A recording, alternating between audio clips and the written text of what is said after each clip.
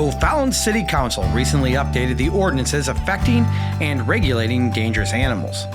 This gives the animal control officer more options when they are going to be on the call, and then in reference to if it goes to trial, the municipal judge is going to have many more options as well. It means that if the family can meet certain requirements, then they get to keep that pet. Following the recommendations from O'Fallon's Animal Control Department, the ordinance allows dangerous animals to be kept within the owner's home after a bite or severe injury event, as long as certain conditions are met. Now, let's check out those conditions. The animal must be registered with the O'Fallon Police Department, and the O'Fallon Police Department must be notified within 24 hours of death or change in ownership. The animal must be impounded for quarantine following any subsequent bite or severe injury event. The animal must wear an orange identifying collar at all times with a dangerous animal tag. The animal shall be confined indoors or outside in a suitable kennel or enclosure. The animal must be leashed and muzzled when off the owner's property, such as during a walk. Loose or unconfined animals must be reported to the O'Fallon Police Department immediately.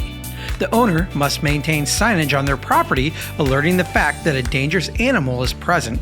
And finally, the owner must maintain a minimum liability insurance amount of $200,000. Each case of an animal bite or severe injury is different, and these new regulations will allow more flexibility in enforcing reasonable standards of care and allow the courts greater flexibility in adopting remedies best suited to the circumstances of each case. The severity of the bite will still mean in certain cases that it could go to a trial. If it does end up going to trial, at that point our municipal judge has more options. Before, he could only make two options, that it leave the city limits for good or possible euthanasia. At this point, he can still deem the animal fierce. However, you would be able to live by strict guidelines and still keep your family pet. Any violations of the conditions will result in the removal of the dangerous animal from the city.